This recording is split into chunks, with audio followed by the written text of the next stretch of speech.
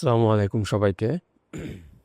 তো আমরা আমাদের থার্ড যে সেশন সেখানে আসলে রিমোট সেন্সিং সম্পর্কে জানবো।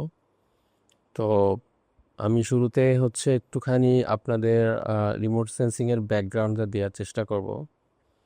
তো আমরা যদি শুরুতে একটা ডেফিনেশনের দিকে যাই, যে remote sensing is the science of obtaining information about objects or areas from a distance, typically satellite or unmanned aerial vehicles বা ইউএভিস বা ড্রোন বলতে পারি আমরা। তাছাড়া আপনার অ্যারোপ্লেনও হইতে পারে, বেলুন হইতে পারে। তো রিমোট সেন্সিং জিনিসটাই হচ্ছে যে দূর থেকে আপনি আসলে যে ডেটাটা ক্যাপচার করবেন, বাট মোর লাইকলি আমরা যেটা বুঝি আসলে যে স্যাটেলাইট ইমেজ, বাট রিসেন্ট দিনগুলোতে আমরা জানি যে ড্রোন ইমেজ দিয়েও আমরা আসলে অনেক অ্যানালাইসিস করে থাকি। তো এটার মেইন ব্যাপারটা হচ্ছে গিয়ে যে আমি ডিরেক্ট ফিজিক্যাল কন্ট্যাক্ট বা ডিরেক্টলি সার্ভে না করে দূর থেকে কোনো ডিভাইসের মাধ্যমে আসলে ডেটা কালেক্ট করা। ওকে, দেন এটা আসলে কিভাবে কালেক্ট করা হয়ে থাকে আসলে। সো স্যাটেলাইট তো আমাদের থেকে অনেক, মানে আর্থ সারফেস থেকে অনেক দূরে থাকে। তো স্যাটেলাইট ডেটাটা আসলে কিভাবে কালেক্ট করে? স্যাটেলাইট ডেটাটা কালেক্ট করে দুইভাবে। একটা হচ্ছে যে সান রে বা সূর্যের আলো পৃথিবীতে এসে যখন পড়ে, বা শুধু তো আসলে আলো এসে পড়ে না। সো আমরা জানি যে ওয়েভলেন্থ সম্পর্কে আমাদের মোটামুটি হয়তো সবার আইডিয়া থাকবে, যে বিভিন্ন এনার্জি অ্যাকচুয়ালি পৃথিবীতে আসে, ওইটা আবার রিফ্লেক্ট করে, যখন পৃথিবীর সারফেস থেকে রিফ্লেক্ট করে ব্যাক করে অ্যাটমসফিয়ারে, তখন ওই ডেটাটা আসলে স্যাটেলাইট ক্যাপচার করে।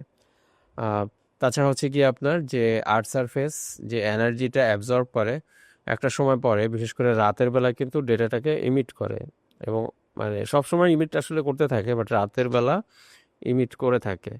দেন আরও ওয়ে আছে, সেটা হচ্ছে স্যাটেলাইট নিজে তরঙ্গ দৈর্ঘ্য গিয়ে আপনার সূর্যের তরঙ্গ দৈর্ঘ্য বাদেও নিজেও আসলে তরঙ্গ দৈর্ঘ্য ছেড়ে ওইটার রিফ্লেকশনটা সে কালেক্ট করে আসলে সে ডেটাটাকে স্টোর করে। তাছাড়া ড্রোন দুইভাবেই করে, যেভাবে আমরা বলতেছিলাম যে ওয়েভলেন্থ বা গিয়ে আপনার তরঙ্গ দৈর্ঘ্য ডেটা কালেক্ট করে। তাছাড়া সে ছবি তুলে, ছবি তোলাটাও আসলে এক ধরনের তরঙ্গ দৈর্ঘ্যই বা আলো, আলোয় যেহেতু সে ক্যাপচার করে, তো সেটাও আসলে এক ধরনের তরঙ্গ দৈর্ঘ্য। তো স্যাটেলাইট বলেন বা ড্রোন বলেন, সেখানে যে জিনিসটা থাকে সেটা হচ্ছে সেন্সর থাকে।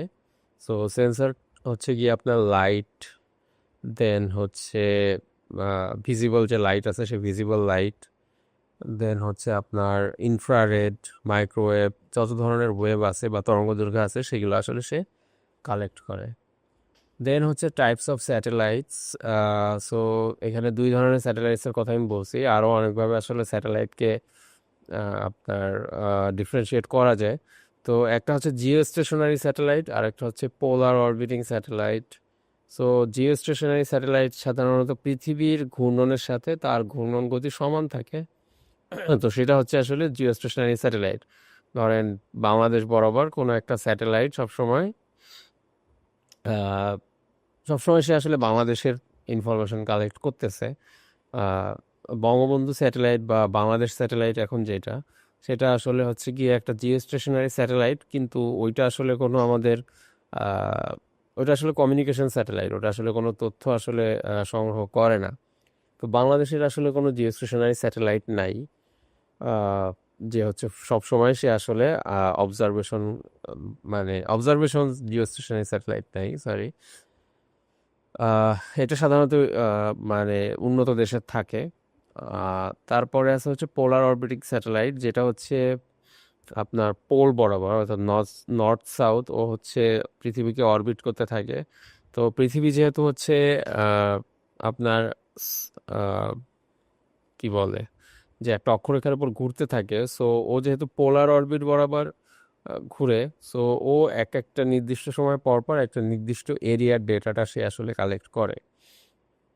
যেমন আমরা জিএস সম্পর্কে যারা একটুখানি জানি, তারাও জানি যে আমরা ল্যান্ডসেট বা সেন্টিনেলের যে স্যাটেলাইট আছে সেটার ডেটা কালেক্ট করি। তো বা ইউজ করে থাকি। তো এগুলো আসলে মোটামুটি পোলার অরবিটিং স্যাটেলাইট। তো এরপরে আমি যে জিনিসটা বলবো সেটা হচ্ছে গিয়ে যে রিমোট সেন্সিং এর যে ডেটা সেটা 3 ধরনের আসলে রেজুলেশন থাকে, বাট আমি আসলে দুইটার কথা এখানে মেনশন করব। সো একটা হচ্ছে টেম্পোরাল রেজুলেশন, যে হচ্ছে কত দিন পর পর আসলে আপনার ডেটাটা কালেক্ট করা হচ্ছে। যেমন ল্যান্ডসেটের যে স্যাটেলাইট আছে সেটাও সাধারণত 16 দিন পর পর একটা নির্দিষ্ট জায়গার দিয়ে সে পাস করে। সো 16 দিন পর পর সে আসলে ডেটাটা কালেক্ট করে। সো জিও স্টেশনারি স্যাটেলাইট থাকলে কি হয় যে আপনি সব সময় আসলে আপনার ইনফরমেশন বা অবজারভেশন করতে পারবেন, বাট যখন আপনার জিও স্টেশনারি স্যাটেলাইট থাকে না, পোলার স্যাটেলাইট, পোলার অরবিট স্যাটেলাইট থাকে, তখন আসলে আপনি নির্দিষ্ট সময় পর পর আপনি তথ্য পাবেন। সো ধরেন আজকে হচ্ছে ঢাকার উপর দিয়ে ল্যান্ডসেট যদি আপনার উড়ে যায় বা হচ্ছে ঢাকার ডেটাটা কালেক্ট করে, তো হচ্ছে আপনি আজকে থেকে 16 দিন পরে সে আবার ঠিক একই পাথ দিয়ে সে আসলে ঢাকা পাস করবে। সো এই যে যে সময়টা, এটাই আসলে আমার টেম্পোরাল রেজুলেশন। দেন হচ্ছে স্পেকট্রাল রেজুলেশন।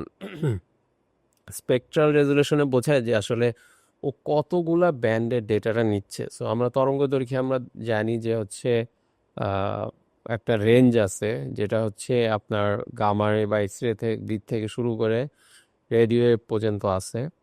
আহ, তো মাঝখানে ভিজিবল লাইট আছে। তো আসলে কতটা জায়গার বা কতগুলা তরঙ্গ দৈর্ঘ্যের ডেটা কালেক্ট করতেছে সেটাই আসলে তার স্পেকট্রাল রেজুলেশন। আচ্ছা, দেন হচ্ছে ব্যান্ড কম্পোজিশন। ব্যান্ড কম্পোজিশন আসলে আমরা যখন মাল্টিপল যে আপনার স্পেকট্রাল বা তরঙ্গদৈর্ঘ্যের লেয়ারকে একটার উপর আরেকটা রাখবো, সো সেটাকে আসলে কম্পোজিশন বা কম্পোজিট বলা হয়। সো আপনি ব্যান্ড কম্পোজিট করার পরে যদি আপনি ট্রু কালারের ব্যান্ড কম্পোজিট করেন, তাহলে আসলে আপনি ট্রু কালার পাবেন। ট্রু কালার বলতে আসলে এখানে RGB বোঝায়, red green blue. Red green blue দিয়ে মোটামুটি আপনার হচ্ছে ট্রু কালারটা পেয়ে যাওয়া যায়। তাছাড়া হচ্ছে আপনি কিছু ফলস কালার ক্রিয়েট করতে পারেন। সো এখানে যে আমি দুইটা ফলস কালার দেখাচ্ছি, একটা রেড আর একটা হচ্ছে গ্রিন। সো রেডটা সাধারণত হচ্ছে আপনার ভেজিটেশন বোঝার জন্য। সো এখানে যে যত বেশি রেড আসলে এখানে দেখাচ্ছে সেটা আসলে তত বেশি ডেন্স ভেজিটেশন।